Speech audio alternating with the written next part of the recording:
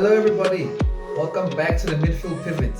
We're back. Football is back. It feels like it was like an off season or something. I swear it's been like 3 months since we've had football. I don't count international games as football.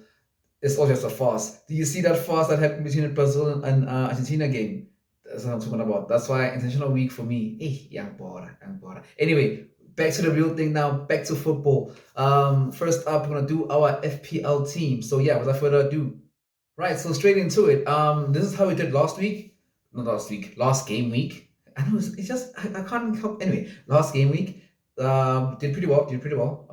Moved up. Green arrows. We like green arrows. Everyone's gotta have green arrows all the whole time. That makes you feel good and having nice green arrows. So yes, we moved up last week. Last game week did pretty well.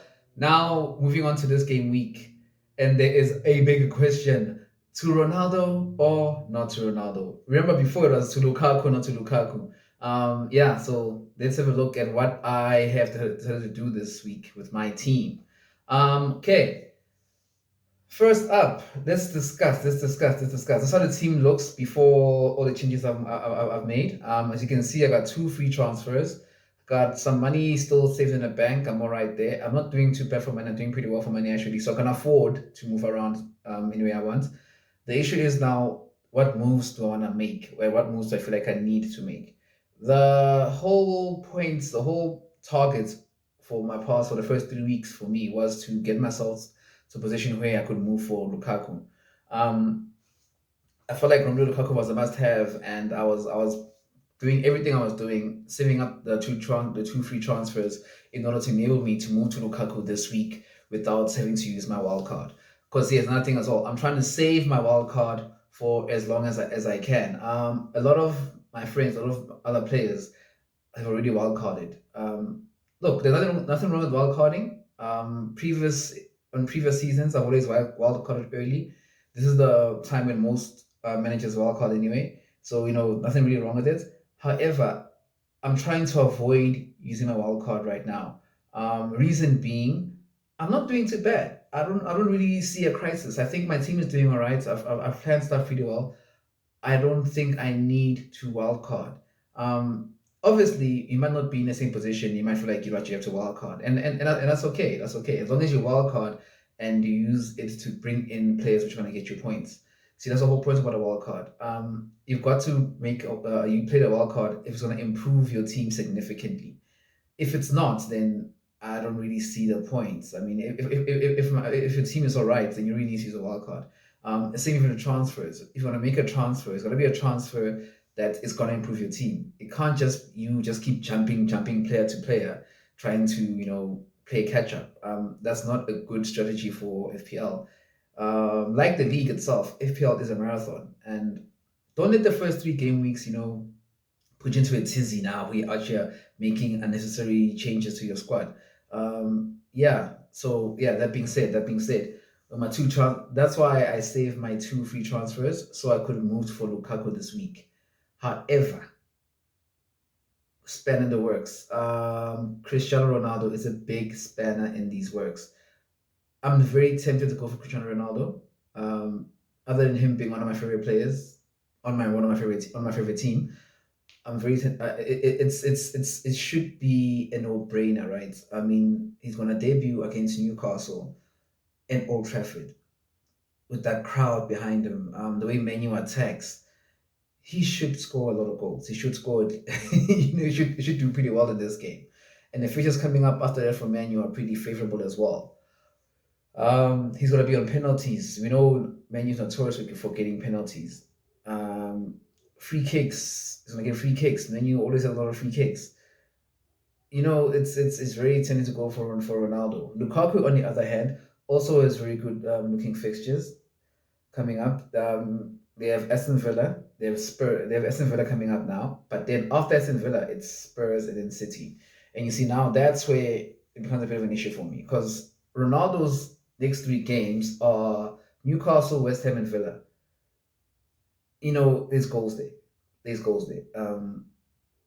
I really so just by going on the fixtures, there's more points in store or on offer for Ronaldo than there are for Lukaku. So that's the first spanner. So already I'm now reconsidering my Lukaku move. Second spanner Lukaku's got injury concern this week. He limped off during the Belgium game during the national break. You see, this is why I hate this national break as well. Players always come back injured. Anyway, so he limped off there with a thigh issue and is going to go for scans. He's not cleared yet. On the app, it says a 75% chance of playing, which usually means it's touch and go. It's up to the manager. Now, would Tuchel risk him against risk him against the team they're playing against now? Who are they playing against now again? Who they're playing against? They're playing against wow. Oh, wow, I'm forgetting who Chelsea are playing against. This is terrible by me. Playing against Aston Villa. Will he risk him against Aston Villa, or will he rather save him for Spurs and City? Knowing Tuchel and the depth he has, I'm leaning more towards him being saved. I'm leaning more towards Lukaku being rested, in case he's not 100%. Because he did say as well, there's not 100% fit, being rested for this game week, and being deployed against City and Spurs in the next game weeks. So second spanner. So the Lukaku move right now is off. I'm no longer gonna make that move. Instead, dun dun dun, gonna go for Cristiano Ronaldo. Yes, yes, yes. If you could predict it, but yes, I'm gonna for Cristiano Ronaldo. I'm gonna make that move. Now, how to make that move without using the wild card? Because like I said, I don't want to use my wild card. Um, Let me show you. Right, so I've got two free transfers. I'm gonna try and fit Ronaldo into my team with two free transfers without using the wild card. I've got enough money in the bank. I'm flush. I'm good, so I can do it. Money's not the issue. The issue is just moving the players around. It becomes a situation that is like this. A friend of mine's pay, like I said last time, pay Musbar had said that the easy move for Ronaldo is to drop Bruno. Easy move if you're looking at it, in a cold-heartedly. Not so easy for someone who's a big fan of Bruno, like I am. But Spear was right. Spear was right. The easiest way to move for Cristiano is to swap out Bruno. So Bruno's out. Cristiano Ronaldo's in. If I didn't put my team up, this is how my team. This is how my team looks. Let me reveal the team there. I'll start from the goalkeeper actually. Yes, in goals, sticking with Sanchez. No need to change Sanchez. They play against Brentford. Clean sheet for me. I'm Brighton against Brentford. Brentford should be a clean sheet for Brighton. I'm not too worried about that. So that's 6 points.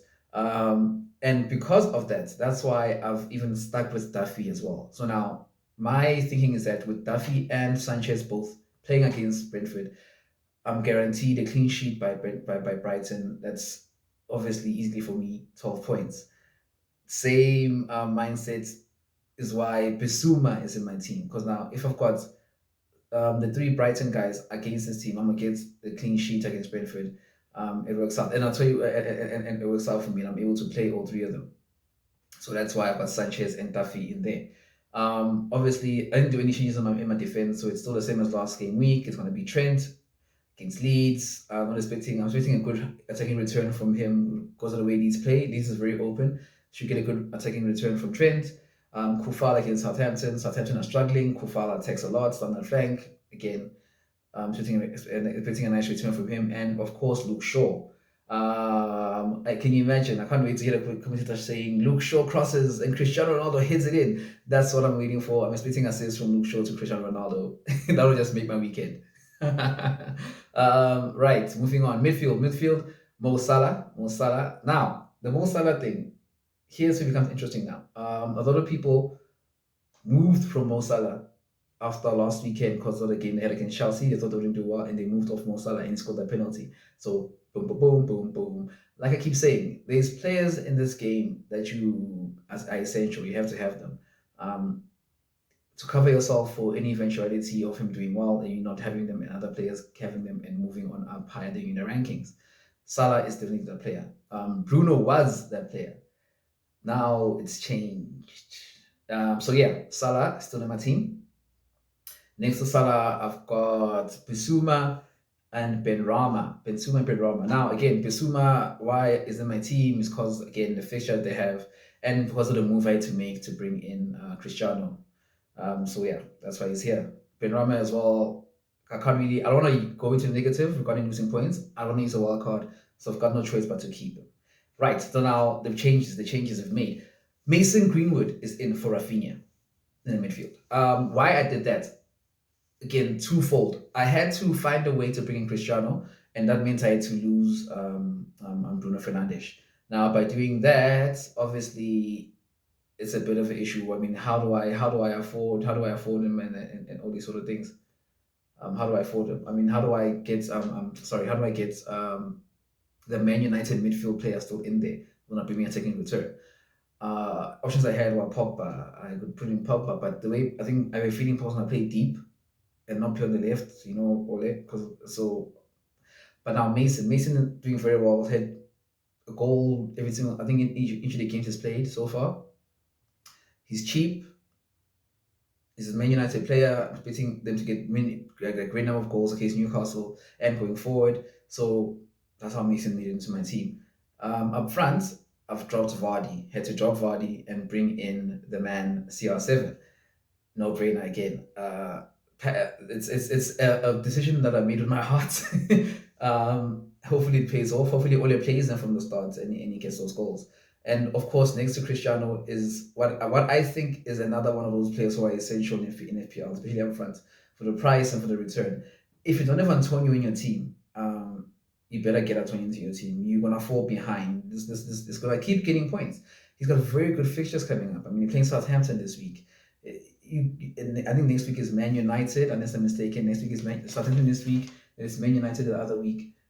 So it's pretty good fixtures coming up for him. You gotta have him in your team there, and of course the points returning he's bringing is the way. Yeah, Southampton, United, and Leeds. So that's a lot of points potentially for him. So yeah, that's my team. On the bench, I've still got Foster, who's on injury. I'm not so worried about my bench. I don't really expect anything from my bench. My strategy regarding the bench in FPL is not to worry about it. The 11 who are in the team are the 11 who want to play. If anything happens and they don't play, then you win some, you lose some. I'm not worried about that. So yeah, I don't really care too much about the bench. That's why you can see Ben Foster there. You can see the Chimikas is still there. You can see that thingy. What's his name? Rafinha is still there. You can see that Obafemi is still there. I'm not really too stressed about my bench. If they don't get the points, they don't get the points. If they do, they do. Then what I'm saying. If someone doesn't play and they have to come on, it is what it is. I'm not too stressed about that. So yeah, that's my team going forward. Now, do I have any advice for anyone else who doesn't have players that I have? Actually, I do. There's a couple of players to look at. Players to look at, I would say you have to seriously consider Jesus. I was considering bringing Jesus in, but of course, I think if I do bring him in, it'll probably be next week. I'll bring him in for Mason Greenwood or Ben Ram or something like that. The reason why I'm not going to bring him in now is because obviously I don't want to take the hit in the points and I don't use a wild card. And also that potential FIFA Brazil Premier League ban thing happening, I'm really afraid to punt on a Brazilian player right now and then he doesn't play. So however, it's a move I'm definitely going to make. Come the next game week, I'm definitely going to have Jesus in for either Benrama or Greenwood, Bissouma, somebody. But Jesus is going to come into my team. He's playing really well on the right wing. He's made my player of the weeks for team of the weeks for a while. So I'm really going to try hard to bring him into my team the next game week. Kane is an option as well. However, the way Spurs play, I mean Spurs they don't score a lot of goals. So this might not be the season to have Harry Kane. Nuno's very pragmatic in his approach. So maybe having Kane might not be the way to go as well. Dominic Calvert-Lewin, injury concern. Danny Ings doesn't really listed up as he. And Patrick Bamford is another option for you. Also, I don't know. But the guy I want to say, if you do want to go different, the differential, guys with a differential, then you should definitely go for Richarlison. If DCL, Dominic Calvert-Lewin doesn't play, Richarlison's going to lead the front line. They're playing Burnley this week, then they're playing Aston Villa, then they're playing Norwich. He's only 7.5 million. He's guaranteed to play because he's not on a Brazilian ban list, so he's a player to have. So if you don't want a Cristiano Ronaldo or you don't want an Antonio, you want something a bit different, then my suggestion is to go for Richarlison from Everton. That'll be a differential for you. You can even captain him if you feel like it, and you might actually put you in good stead and move up the rankings. But yeah, anyway, that's it for this for my team for this week. I'm looking forward to the fixtures. Yeah, Oh, captain. Sorry, I forget. Who am I want to captain? It's gonna be Mo Salah. I'm captaining Mo Salah. I'm gonna captain Mo Salah for the next 3 games. Yes, I know it sounds weird, but hear me out. Leeds, Palace, then Brentford. Liverpool are gonna run riot there. It's tempting to captain Cristiano, and I feel like maybe that might be putting too much pressure into the universe. I might be asking for too much of the universe to bring him into my team and also captain him. I'm tempting fate. So I don't know if you guys, everyone knows I'm pragmatic when it comes to risk. I don't like too much risk, so I'm not gonna risk it on the captaincy on Cristiano. Those of you who do, kudos, it's a good thing. I mean, hey, maybe he scores a hat trick, but I'm gonna captain Salah. And also, I don't like moving my captain armband around. I like keeping one captain for the whole season, and then it is what it is again. Obviously, depending on the fixture. If everyone's playing Norwich is in my team, then you're gonna get a captaincy. But if not playing Norwich, then it'll be on Salah. So yeah, Salah for captain for this week. Yeah, I'm expecting big points, green arrows. Hope the same happens for you. Hit me up on what you guys want to do about your teams. Let me know your ideas. Let me know your thoughts. Till next time. Thanks for watching. Please subscribe and like, guys. If I forget, please subscribe and like. I'm getting in trouble for not saying that. So please subscribe and like, and thanks for your support. Till next time. Peace.